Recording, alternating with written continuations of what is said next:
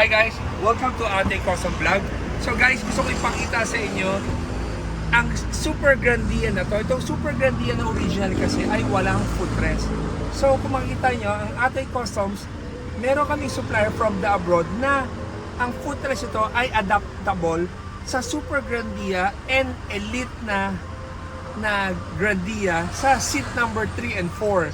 Pero sa Super Grandia, seat number 1, 2, 3, 4 ay pwedeng lagyan ng footrest. Pero pinaka-practical lagi ay dalawa lang ang lalagyan. Ngayon, pag nakita niyo yung Elite na footrest, ang angat ng Elite na footrest ay hanggang dito lang.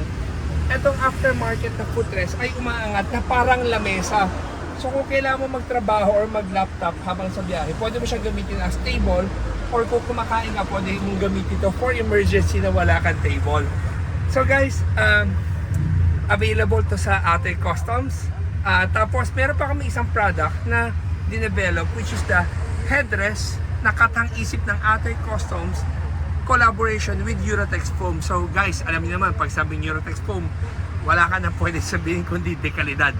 So itong headrest na to, yakap na yakap yung ulo mo at batok mo. Dahil imagine mo, itong inupo akong headrest, pag umupo ako, di ba ang point lang na naka-ano itong ulo eh. Pero dito, ang luwag. So imagine mo sa biyahe, hindi ka makakatulog ng tama dahil malalaglag yung ulo mo ng ganyan. So, itong dinevelop natin, ganito.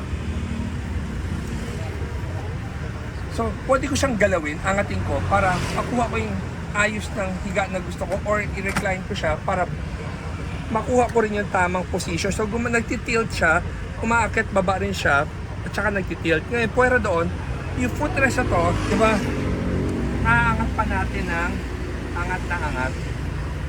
Again, na parang lamesa, at makakaupo ka ng ganyan. So, hanapin mo yung pinaka-comfort mo. So, guys, kung Super Grandia owners ka, at hindi nyo alam to, available to sa Ate Customs. Ngayon naman, kung gusto nyo rin tanggalin na yung third row nyo na foldable para malagyan rin ng footrest yung seat number 3 and 4, pwede rin natin gawin yan. So, pag isa-search nyo siya sa YouTube, i-check nyo lang Toyota Grandia.